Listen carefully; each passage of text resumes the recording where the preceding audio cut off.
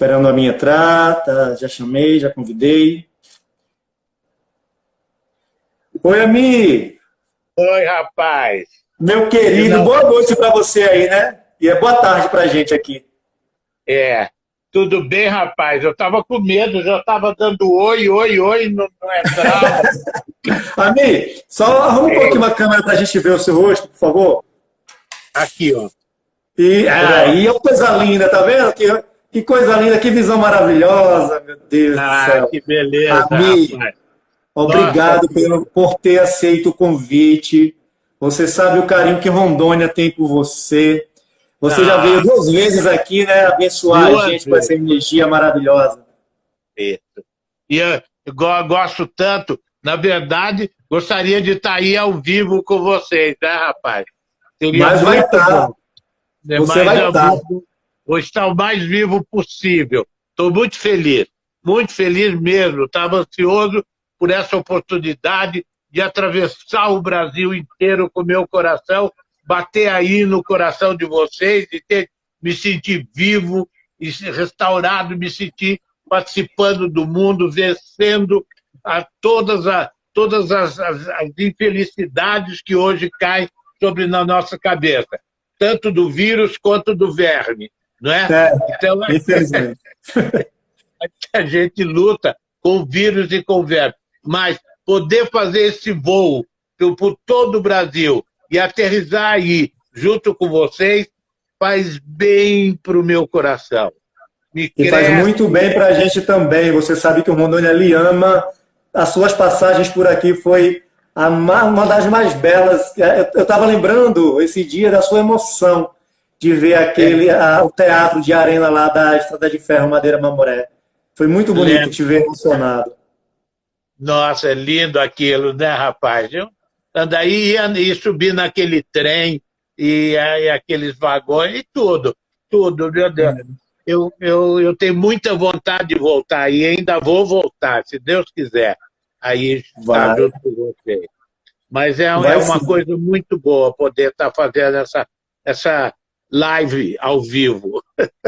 É o meio que possibilitou a gente trazer tudo de bom para a gente nesse momento difícil, né, amigo? É, Graças à internet, a gente está conseguindo conectar com pessoas maravilhosas e ouvindo a visão, né? Podendo participar um pouco do olhar, participar de tudo isso que está falando juntos. Isso está muito bacana. Amigo. Ami, fala fala, uma coisa. querido. Você saiu novinho da sua cidade, né? Guaxupé, não é isso? Conta pra É, gente um pouquinho da tua história, como é que foi? Olha aqui, ó. Eu nasci em Guaxupé, mas desde que eu saí de lá, eu só voltei lá uma vez por dois dias. Eu levado lá por um amigo meu, que eu achava que eu tinha que voltar à terra onde eu tinha nascido. Minha família é toda de lá e ainda tenho parentes lá. Mas eu só saí de lá com 5 anos de idade, voltei lá com 75, 76 anos de idade e depois nunca mais voltei. Mas eu sou uma pessoa mineira, eu sou mineiro, mineiro não perde o Feminino. jeito, entende? A mineiridade é uma coisa muito forte dentro de mim. Agora, eu saí de lá, fui para o interior de São Paulo. Meu pai, né, procurando uma maneira de sustentar a família. Ele tinha 7 filhos, você imagina, entende? É. E ele sabe o que ele fazia? Ele vendia rapadura. Ele comprava Eita, rapadura em Minas Gerais, ali por aquele lado, e saía com aquele monte de rapadura viajando, vendendo pelo Brasil inteiro. E ele, nessas viagens dele, ele chegou no oeste do estado de São Paulo, muito longe de Guaxupé, rapaz. Muito longe, Fabiano. bem Chegou longe, numa né? cidadezinha pequenininha, chamava Rancharia, que tinha menos de 5 mil habitantes. E eu não sei por que ele olhou e falou, é aqui. Ele achou que ali tinha muitas possibilidades. Meu pai era muito trabalhador, empreendedor, sempre pensando numa maneira de sustentar a família. com 7 filhos pequenos, né? E ele resolveu que ele tinha que sair de Minas Gerais, que Minas não dava mais. Botou todo mundo dentro de um trem. Eu tinha 5 anos de idade, meu irmão mais novo tinha 4. E eu tinha mais 5 irmãos para cima, o mais velho devia ter 16 anos. Ele botou tudo dentro do trem, a minha mãe, uma irmã dela, e nós viemos sem comprar passagem. Viemos Nossa, clandestinos no trem.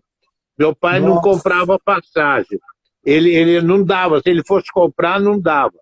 Então ele não comprava passagem, e aí dentro do trem, a gente ficava num vagão de segunda classe, bem modesto, bem humildezinho. E aí, quando vinha o chefe de trem pedir os bilhetes, o meu pai meio que levava uma conversa e subornava o chefe do Não, trem. Então, ele não. não dava passagem para o cara, mas dava um dinheiro para o cara. Então, a linha Sorocabana perdia um dinheiro, mas o chefe do trem ganhava uma granazinha extra, que devia ser mal pago, né? Então, É, ele conseguia viajar assim, ele chamava viajar assim tribofe. Você viajar de tribofe. Você dá o dinheiro para o cara que pede a passagem e não compra a passagem. Viemos desde Guaxupé, no sul de Minas Gerais, atravessamos o estado de São Paulo inteirinho e nossa. chegamos numa cidadezinha a 700 quilômetros da cidade de São Paulo. E descemos de madrugada naquele deserto que era. Pô, rapaz, você está me falando, Mas tinha fazendo para onde falar ir? coisa, Como é que é? Tinha para onde hein? ir? Não, E lá? ele ia, nada, ele ia começar tudo. A gente desceu, Caramba. atravessamos a rua e fomos numa pensão, em frente em frente à estação do trem. E aí a gente ia dormir naquele lugar e no dia seguinte a gente ia para algum lugar. E agora eu não sei se ele já tinha uma casa lá ou se ele ia procurar a casa enquanto a gente ficou na pensão, isso eu não lembro. Mas eu Sim. lembro que a gente não conseguiu dormir na pensão, na cama da pensão. Fabiano, os percevejos faziam fila andando em cima da cama. Mas era aquela fila de Nossa. percevejo. Ninguém conseguia dormir, porque deitou ali e era atacado por aquilo. Uma Nossa, e noite para de terror. criança, hein, amigo? Meu Nossa, Deus. nunca mais esqueço isso. Uma noite de terror. Mas no dia seguinte eu não lembro mais. Deve ter ficado tudo bem. Nós continuamos a nossa vida. Eu cresci naquele lugar. Meu pai abriu um bazarzinho, uma lojinha. Aquele bazar cresceu, ele vendeu rapadura, depois abriu um bazar, e aí cresceu, virou uma loja, e ele conseguiu ir botando todo mundo bem alimentado, botou os filhos todos na escola, menos o mais velho, que ficava trabalhando com ele. Ele foi uma coisa maravilhosa, viu? É, Ele esse negócio nos da escola é muito importante, né, amigo? Porque era muito difícil, né, estudar antigamente. Eu Nossa, vejo a história do meu pai, que ele fala que lutava muito para poder estudar é e dar assim. continuidade ao estudo, porque tinha que trabalhar para ajudar a família. É assim, e o meu pai fez questão que a gente estudasse. Ele fez questão que todo mundo devia estar na escola, porque ele achava que era importante. E conseguiu, conseguiu. É, é, os 4, menos o filho mais velho, que esse tem a missão de substituir o pai. Então a liberdade dele é muito restrita. Ele é o substituto do pai. É Mas o os segundo outros pai. 4 irmãos, todos nós tivemos uma profissão liberal. Fizemos uma universidade e um diploma. E Uma você fez irmã, direito, né, amigo? em Você fez direito, né? direito, eu fiz direito. Era o máximo que eu queria fazer, direito, para não estudar química, nem física, nem matemática. Foi estudar direito. Mas É. depois sabotou o direito, foi? Hein? Aí depois sabotou o direito. Ah, foi. Não, mas foi ótimo estudar direito, porque primeiro eu fiz um curso colegial, intermediário antes da faculdade, muito bom. Era escola pública, eu só estudei escola pública. E a escola pública é de uma qualidade gigantesca. Depois começaram a atacar a escola pública para dar espaço para para essas pessoas que investem na educação, ganham dinheiro na educação, o que deixa muita gente fora da escola, né? Mas eu estudei escola pública a minha vida inteira. Tive uma boa preparação ginasial, colegial e fui para a faculdade. Então, eu sempre estudei escola pública. Agora, foi muito bom eu ter ido para a faculdade de Direito, porque não era nada que me apegasse. Eu tinha uma vocação que eu não sabia qual era. E na faculdade de Direito eu descobri que era teatro. E como é que foi isso? Como é que foi isso? Eu já tinha essa tendência. Eu gostava. Eu cheguei do interior, em São Paulo, e sem nunca ter visto uma peça de teatro na minha vida. Mas São Paulo, na época, estava com o teatro muito efervescente. Era a época do teatro brasileiro de comédia. Então, a cidade comentava muito as peças, entende? Era muito, muito fulgurante tudo. E depois teve o teatro de arena também. Então, eu comecei a ser seduzido por aquela forma de expressão. Eu não conhecia. E um dia, no meu colégio, foi lá uma companhia de teatro fazer uma peça no pátio do meu colégio. Era o Sérgio Brito e a Eva Vilma, muito jovens, fazendo a peça. Eu fiquei apaixonado por aquilo. E aquilo ficou dentro de mim. Quando eu saí do colégio, fui para a faculdade e comecei a ver que eu não queria ser advogado de jeito nenhum, a paixão pelo teatro voltou. E sentado ao lado do Zé Celso, e a gente falando de teatro, ele escrevia para teatro e tudo. Aí tinha o Renato Borg também, e aí o Renato Borg me convidou para dirigir uma peça no colégio onde ele estudou, que era o Colégio São Bento, e eu fui lá fazer com ele uma peça que chamava Cândida, do Bernard Shaw. Ele fazia o rapaz, o papel principal, do masculino. E aí, eu não sei, ele me chamou porque não tinha quem chamar. Ele tinha os nossos amigos, todos eram os atores, distribuíram os papéis masculinos, e eu falei, e eu? Aí ele falou, você dirige. Então, não tinha nada para eu fazer, me mandou eu dirigir. Ó. E eu dirigi, e eu acho que dirigi bem para as condições. Gostou, né? Gostou que até hoje está aí, né? Gostei, eu dirigi muito bem, era um diretor de trânsito, ninguém esbarrava em ninguém, os atores se movimentavam muito bem em cena, não teve nenhuma trombada, mas as pessoas gostaram. E falaram que eu era um diamante bruto, que eu precisava ser lapidado. Oh, que maravilha. E você fundou, junto com o Zé, também o Teatro Oficina, né? Claro. Então, ali eu trabalhava com o Renato Borg nessa primeira peça. E o Zé Celso já estava ali por perto, era nosso amigo, a gente sentava junto nos mesmos bancos de escola. Na faculdade de Direito, ficávamos eu, o Zé Celso e o Renato Borg. A gente ficava reclamando o tempo todo da faculdade.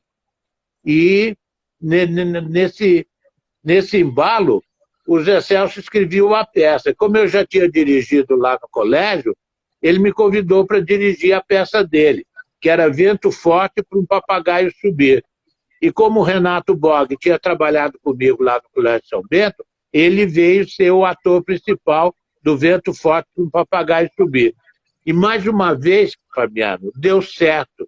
As pessoas falaram, esse é um grupo que é um diamante bruto.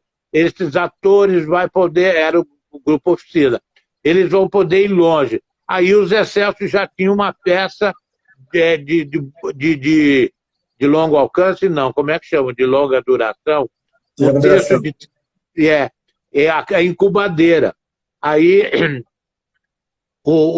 a gente estudava na faculdade de Direito e o Centro Acadêmico 11 de Agosto meio que patrocinou a gente para montar a Incubadeira, para ir para o Festival Nacional de Teatro de Estudantes, que teria na cidade de Santos, ali pertinho de São Paulo. Um festival legal que vinha estudantes do Brasil inteiro. Uma coisa maravilhosa que o Pascoal fazia, e era a única maneira de fazer teatro fora do eixo Rio-São Paulo. Era o teatro dos estudantes. e nós fomos para lá com a incubadeira, eu dirigi. E mais uma vez foi um sucesso danado. Eu Esse foi ganhei o o terceiro prêmio do espetáculo que você dirigiu. hein? Esse foi o terceiro, ou foi o segundo? Terceiro, é o Foi o terceiro. terceiro espetáculo que você dirigiu. Terceiro que eu dirigi. O primeiro foi Bernard Shaw, que eu nem sei o que era, não entendia nada. Depois foi Vento Forte, a peça do Zé Celso, em um ato. Depois foi Incubadeira, a peça em 3 atos. O terceiro. Esse daí já com a chancela da Faculdade de Direito, dentro de um festival nacional de teatro de estudantes.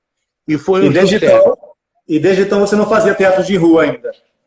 Não, mas nem passava pela minha cabeça isso. E aí, o que aconteceu o teatro de rua na tua vida, amigo? Como é que foi? Isso daí, eu já tinha, vamos dizer, eu já tinha tido uma certa náusea do teatro que eu fazia, do teatro profissional, da companhia profissional, entende? Sim. Fabiano, espera um pouquinho, eu vestir o casaco, que está muito Vai, frio a gente aqui. espera, Espera aí, espera tá sim. aqui. Pessoal, olha só, enquanto o Ami ele vai vestir o casaquinho que tá frio, manda perguntas para ele, tá certo? Aí, Val, um beijo, hein? O teatro estudantil sempre proporciona os inícios, é verdade. A gente sempre começa com teatro amador, né? Com teatro na escola. Tanta gente bacana, o John Kennedy, a Valdete, apaixonada pelo Ami, né? A Magda, tanta gente bacana. Ami, tem tanta É. gente que te ama aqui nessa live, você não tem Que ideia. bom, que Tem bom. uma Meu Deus do pessoa, céu. tem uma pessoa chamada Valdete que ela mora eu acho que a 800 quilômetros de Porto Velho. Quando ela Ah, soube que você ia para Porto Velho, ela pegou um ônibus, passou 12 horas no ônibus só para te ver. Olha aí, ó, ela mandando um beijo para você, viu? A Valdete. nossa E senhora, tá meu todo mundo Deus do aí, ó, céu. tá a Braguinha do Sesc, o Chicão, o Carlos, tá todo mundo aqui. Chicão, Chicão querido, que coisa. A Ah, Olegária, a nossa produtora que cuidou de você o tempo todo aqui no palco giratório. foi ela. Tá aqui Meu a Deus galera. do céu. Vamos lá, amigo. Foi Continua aí, tão fala aí para bom. nós. Fala para nós Hein? como é que o teatro de rua entrou na tua vida. Então, eu já vinha questionando muito o teatro. Questionava a dramaturgia, questionava o modo de produção, questionava o ator, a maneira do ator representar. Eu sempre fui muito inquieto e eu comecei a questionar também o espaço teatral, a arquitetura. Na época era uma coisa bastante forte. E aí, os meus atores começaram a descer do palco. Primeiro eles falavam com o público, depois desceram do palco. Hoje parece uma coisa comum, mas na época era uma transgressão muito grande, muito grande. Isso há Primeiro era a 40 anos, quarta amigo. parede. Há Hein? 40 anos, isso? Há 40 anos. É, é. A quarta parede era sagrada. Então o ator estava em cena separado do público por uma quarta parede, né? Não podia olhar para a plateia, não podia falar nada, tinha que ignorar tudo, tudo, tudo. Então, olha, o Wellington de Nova Iguaçu, ele está entrando na nossa. Hoje ele está aí. Ele tá aqui, ó. Me te Nossa, amo. O Hélio tá aqui de Nova Iguaçu, dizendo que te ama. Tanta gente te ama, ó. O Chicão falando que ele tá é com de Nova Iguaçu saudade. e entrou. Nossa, tá pegando gente do Brasil, hein? Tem gente Então, de Paraty aqui, ó. Ana Rocha mandando um beijo pra ti. ai, Tem tanta gente pra te ver. que coisa boa, rapaz, que felicidade. A melhor coisa que você pode ter na vida é o reconhecimento dos seus colegas de profissão. Não tem nada melhor. O reconhecimento dos seus, né? É a melhor coisa que o ser humano pode ter. E aqueles Olha, que a fazem a mesma Adriana de coisa que Goiás, ó. você, Tem gente de Goiás, da Ciano Escuro, Adriana Brito. De ó, Pernambuco, gente de Pernambuco. Tem tanta gente aqui. Tem ai que muita gente bom, aqui pra te Brasil ver. inteiro. Que Tá vendo? felicidade. Como estamos acompanhados. Então, Eu estava falando o que é mesmo, até me emocionei, esqueci. Você pode se emocionar. Fala sobre a sua Aí para a a festa da quarta plateia, parede. Cláudia Gimenez. Ah, amo ir para a plateia. Olha a Cláudia Gimenez aqui. Queridíssima Ah! atriz Cláudia Gimenez. Eu estava falando disso, Cláudia Gimenez, que eu comecei a romper com a quarta parede. O ator nem piscava, porque tinha uma quarta parede. Aí a gente começou a quebrar tudo. O Brecht ajudou a gente a quebrar um pouco também. Mas a gente começou a olhar para a plateia. Teve uma época que os atores começaram a falar com o público, o personagem falar com o público, desafiar o público. Quando o Brecht começou a colocar canções nas peças, já cantava para o público, já quebrava. Daí foi um estímulo grande para a gente saltar. Eu saltei do palco e fui para o meio da plateia, entende? E aí comecei a andar pela plateia, fazer teatro no meio do público, fazia tudo. Então, eu já tinha mexido em tudo, e estava agora preso nesse espaço, mexendo no espaço. E agora eu já desci do palco, eu estou na plateia, eu tenho que sair. Eu tenho que sair. Aí eu saí, fui para quadra, fui para pátio de escola, e finalmente falou, não tem mais, eu quero um espaço que não tenha nenhuma limitação. Eu quero ir para o espaço onde a limitação seja o próprio tamanho do espetáculo. E fui para a rua. Eu fui primeiro sozinho para a rua. Fui muito corajoso. Meu grupo eu estava viajando, eles tinham saído correndo na rua e voltado. Quando eu voltei, eles falaram que tinham ido. Aí eu fui com eles também. Mas aí fui para a rua. Aí no primeiro dia que eu fui para a rua, eu já vi que não dava mais para voltar, que era para onde eu tinha que ir. Foi assim simples. Eu não fui para a rua levar teatro para o povo, viu, Fabiano? Eu nunca Sim. fui messiânico. Eu nunca quis salvar ninguém. Entende? Eu acho que só o pecado salva. Eu acho que não tem nada para salvar. Tá Então, tudo eu certo, né? não. É, entende? Nunca fiz o pastoreio. Deixa que Deus pastoreia as ovelhas desgarradas. Eu não fui salvar ninguém. E muito menos essa coisa de levar a cultura para o povo, eu nunca fiz, porque sempre o que eu ganhei do povo foi tão melhor do que a cultura que eu levava para eles, entende? Então, Sim. eu não fui fazer isso. Eu fui experimentar um espaço novo. Agora, ao experimentar o espaço novo, você começa, o espaço aberto, que é a rua, você começa a entrar em contato com uma coisa que você nem sequer imaginava.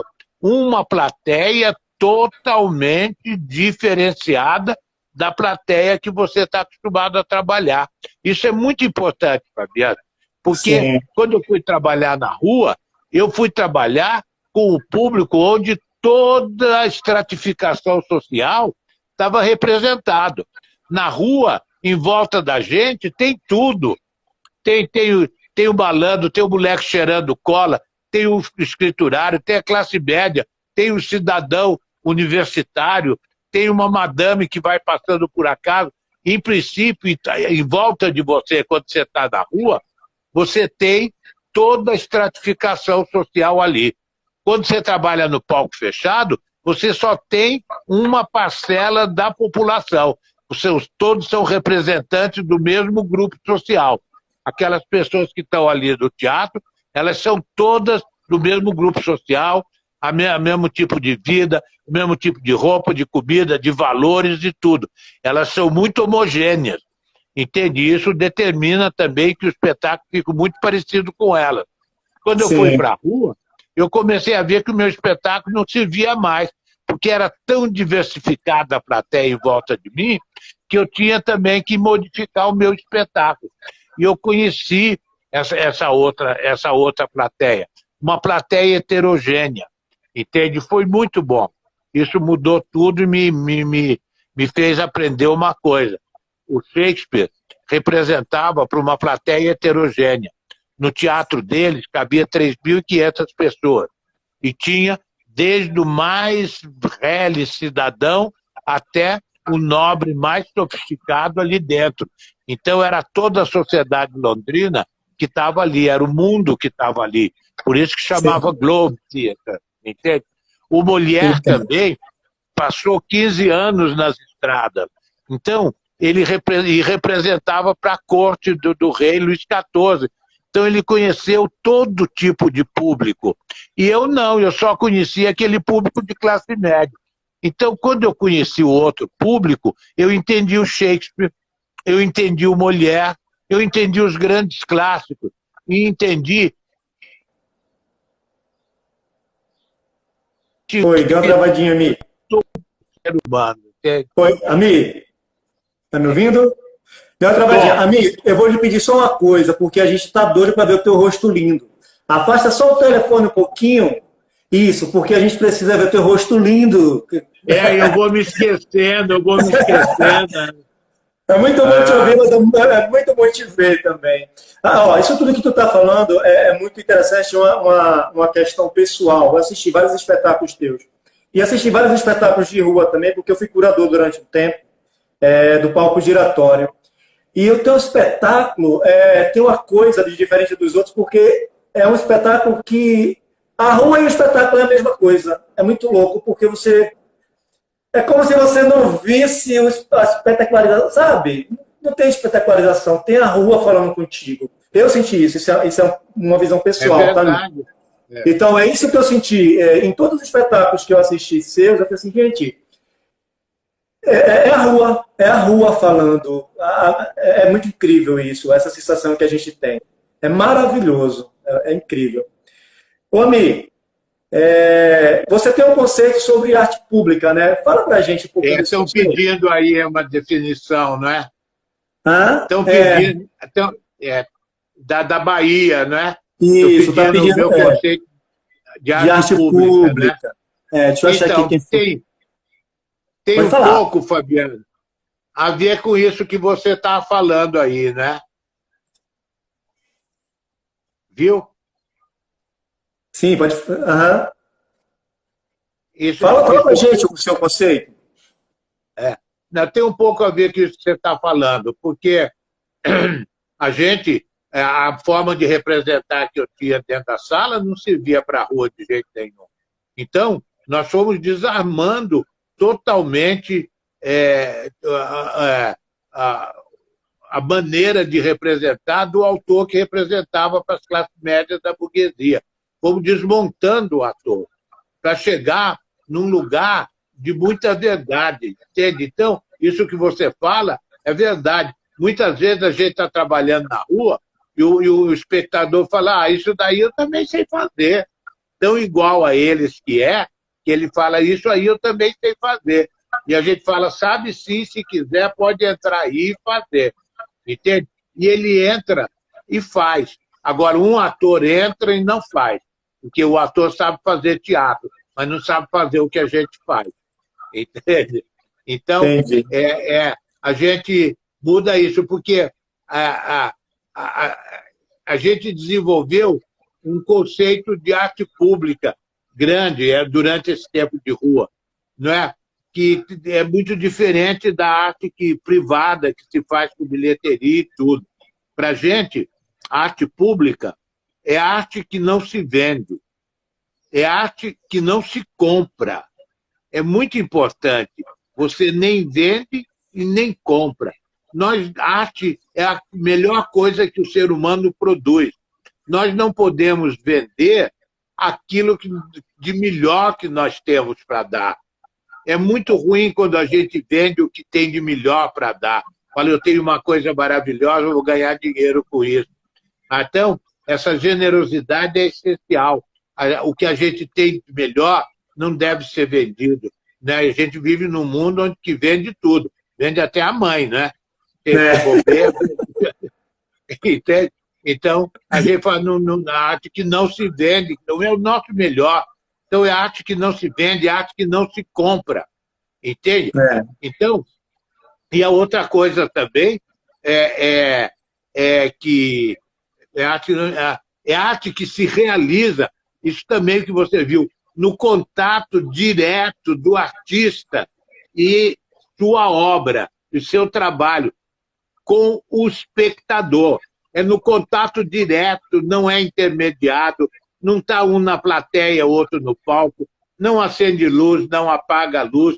A extrema horizontalidade, é horizontal o contato. Então, no contato direto do artista com o público, em todo e qualquer lugar. Não precisa ter lugar. Qualquer lugar dá para fazer. Aqui, na cozinha da minha casa, no banheiro, no quintal, na rua, dá para fazer. Todo e qualquer lugar. Entende?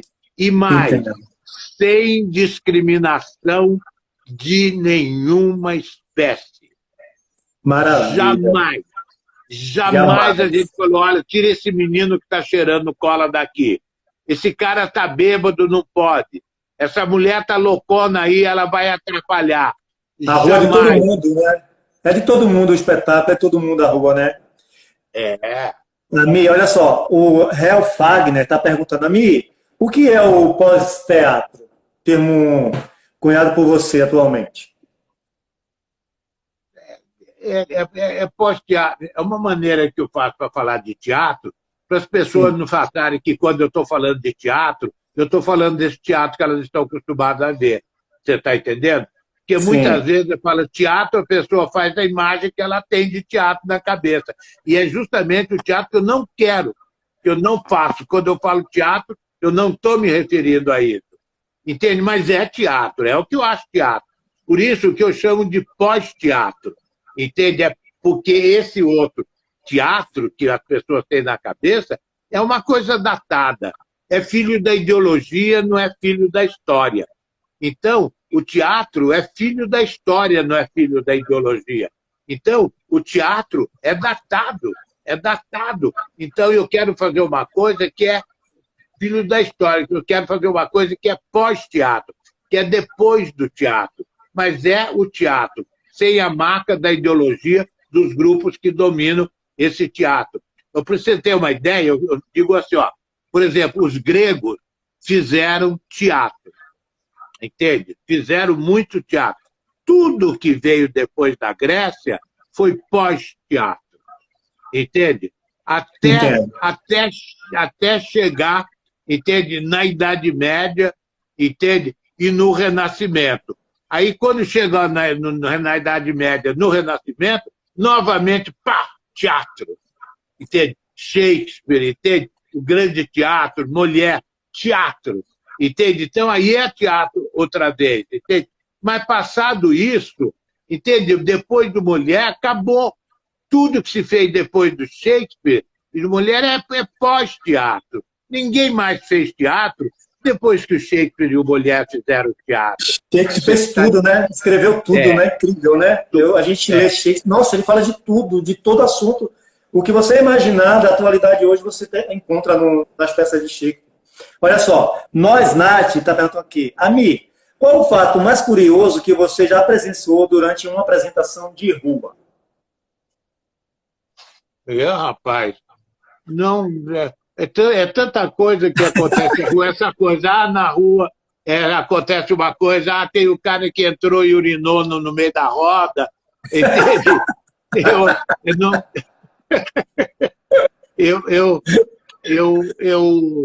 Eu nunca, até logo no começo, na primeira formação do grupo Tá na Rua, lá na década de 80, entende?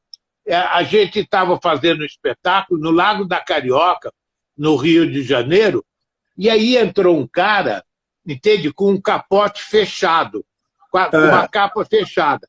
E as meninas estavam fazendo uma cena, e ele entrou no meio da roda e abriu o capote. E ele estava pelado, entende? Aí mostrou aquilo, as meninas começaram a gritar, o que é isso, o que é isso, o que é isso? Eu falei para elas, é pinto. Vocês não estão vendo o que é isso? É pinto. Pronto, acabou, vamos trabalhar. Aí pronto, foi, elas ficaram calmas, ficou por isso mesmo. Ele ficou sem graça também, guardou o pinto e foi embora. Essa Ai, foi que uma coisa maravilha. interessante. Que Que é ótimo. isso, que é isso? É pinto, menina, É é pinto, viu? Pinto. Ami, e como é que surgiu o Tá na Rua? Como é que é a história do Tá na Rua? Como é que surgiu? Tá na... Como é que surgiu? Como é que você resolveu? Como é que ele. Olha, Como é que... quando eu comecei a ficar muito nauseado com o teatro, nossa, Toninho Vasconcelos, quando eu comecei a ficar muito nauseado com o teatro, eu sempre trabalhei com grupos. Eu sempre trabalhei com grupos, sempre tive ligado a grupos.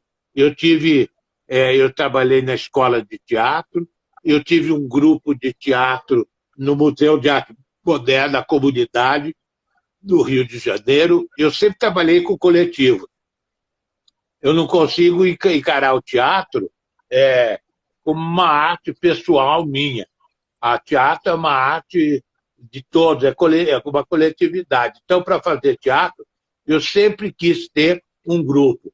No grupo é que eu tenho continuidade de teatro, de desenvolvimento, de pesquisa e tudo isso. Quando você vai dirigir uma peça para um elenco, você trabalha 2 meses, 3 meses, faz aquele espetáculo e vai embora. E quando te chamam para fazer, nunca te chamam para fazer o próximo espetáculo. Te chamam para você repetir aquele que eles viram que foi bom. Você está entendendo? Então você Sim. não desenvolve, não tem continuidade. Agora, no coletivo, no grupo tem. Então eu sempre lidei com coletivo de teatro. E eu tive muitos anos no coletivo na, no Museu de Arte Moderna.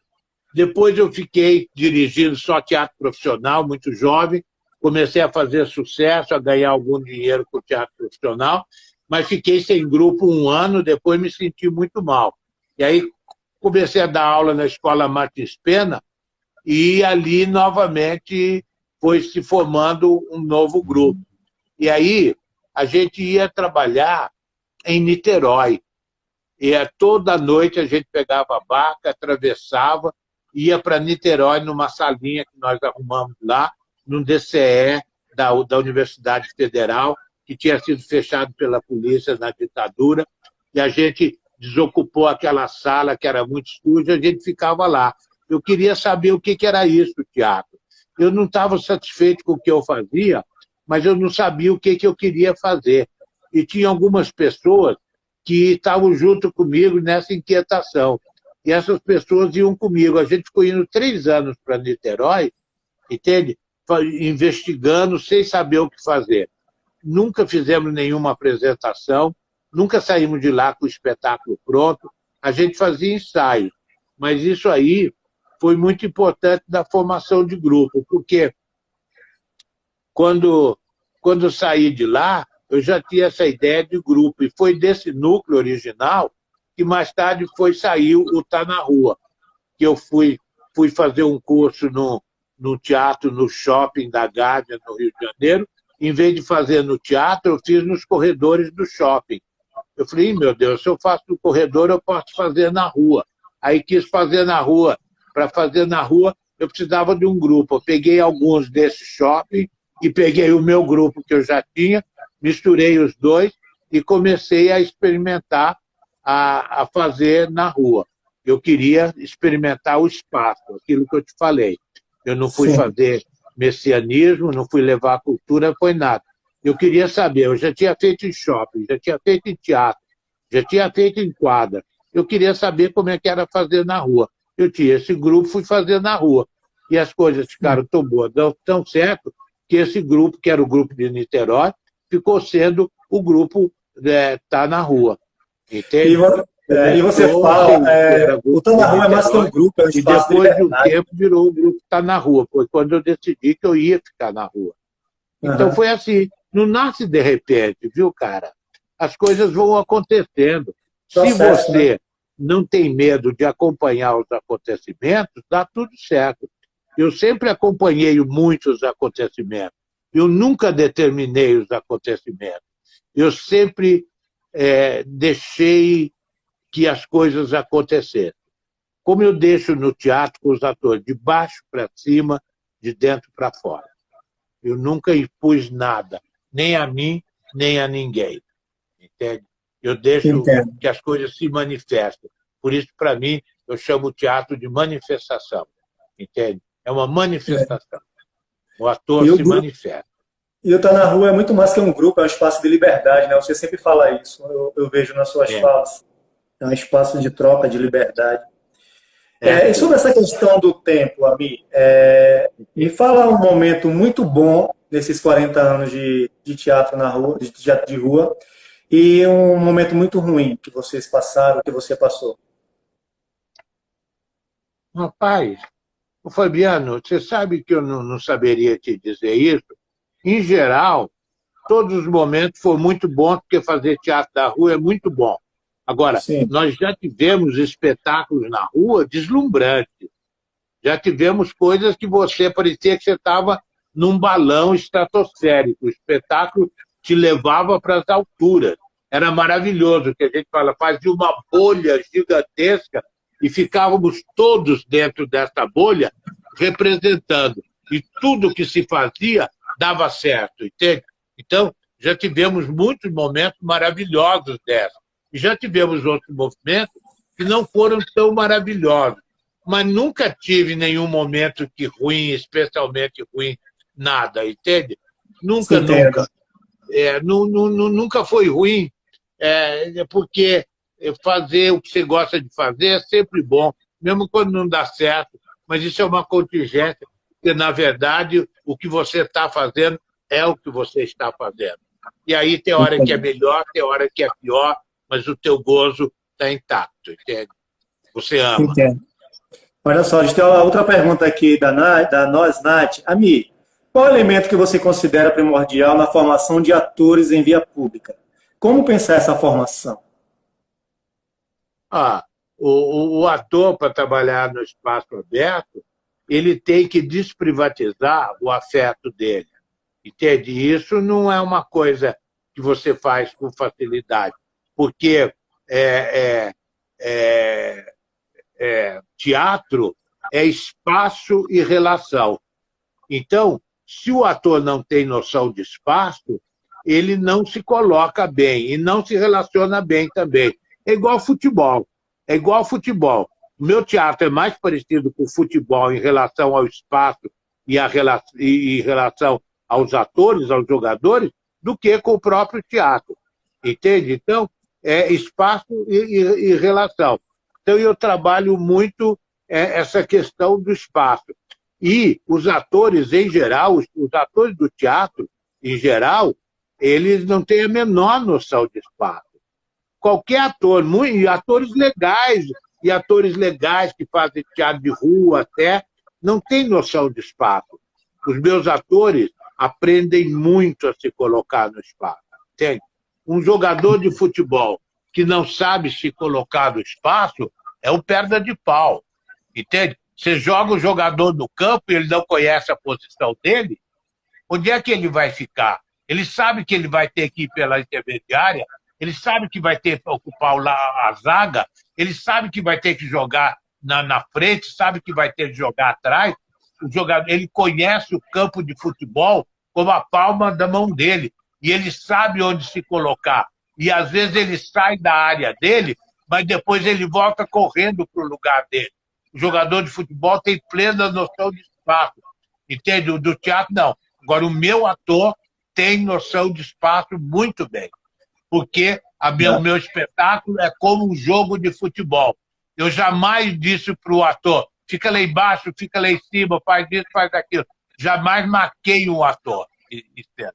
Então, ele é que sabe onde é que ele deve estar no espaço, como ele deve se colocar. Eles se deslocam. Entende? E eu sempre uso uma regra do futebol no meu teatro, que os meus atores improvisam muito. Então eu falo, quem perde, recebe. Se você está disposto, a bola vai no teu pé. E quem se desloca, tem a preferência.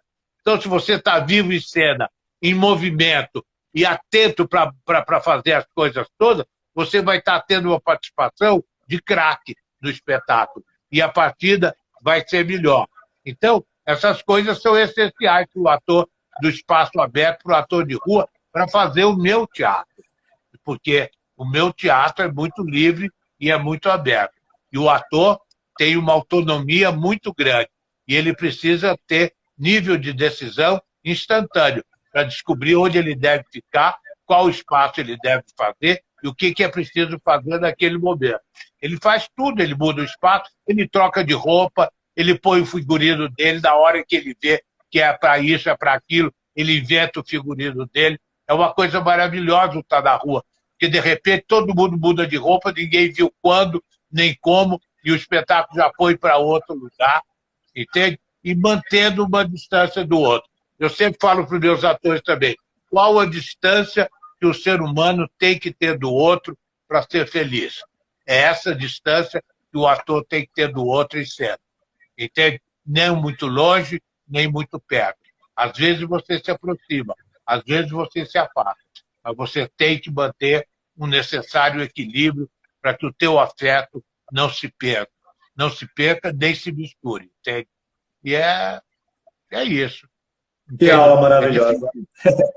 Ô, Ami, fazer arte no Brasil é difícil, né? Tivemos momentos mais ou menos, onde a gente conseguia circular um espetáculo, conseguir um apoio. Depois veio essa coisa ruim que acabou tudo, a gente não é... A coisa ruim fala o governo, tá? Antes da pandemia. E aí a gente ficou perdido, ninguém tinha resposta para nada. Mas eu vejo que o teatro de rua, a arte pública, é muito mais difícil, né? Você já teve patrocínio, você já teve alguém que te apoiasse, sabe? Assim, Não. Eu nunca tive dinheiro para o meu trabalho. Os grupos, mesmo os grupos mais de vanguarda, mais transgressores, que trabalham nas salas fechadas, eles têm dinheiro. Grupos bons que eu respeito, o Zé Celso, teve um patrocínio da Petrobras durante muito tempo. O Grupo Galpão teve patrocínio também durante muito tempo da Petrobras. Eu não. Nem a Brahma, que vende cerveja para o povo que é meu público, jamais se interessou em patrocinar um espetáculo meu, porque aquilo não acrescenta dignidade ao produto que elas vendem. Você está entendendo? Associar a uma garrafa de cerveja àqueles atores da rua é impensável. Então, nunca nós tivemos nenhum dinheiro. Nunca. Sempre trabalhando mesmo no investimento da paixão, na necessidade de fazer o que nós fazemos. Isso há 40 anos. Entende? Só de vez em quando aí saiu um dinheirinho, ganhamos 100 mil reais de uma vez, entende? 100 mil reais dava para o grupo viver o ano inteiro, vivemos. E daí a pouco mais 50. Mas isso 3, 4 vezes na vida. Nunca mesmo. Nós tivemos apoio consistente por exemplo, de ter durante 20 anos um escritório no prédio da Funarte, no centro do Rio de Janeiro. Isso daí a gente ganhou na época do governo Collor e só saímos de lá há pouco tempo, com o governo Temer. Entende?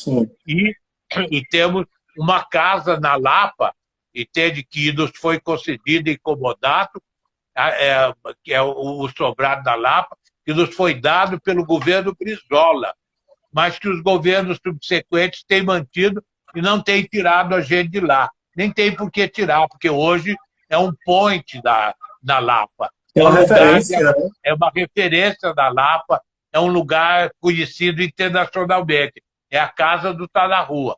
Como do lado tem a Casa do Teatro do Oprimido, do Augusto Boal. Então, são dois apoios importantes, porque se a gente não tem uma sede, o trabalho não cresce, não desenvolve, o grupo não tem abrigo e não se faz, não se cria. Não é? As pessoas falam, mas você não faz teatro de rua? Para que você quer uma casa?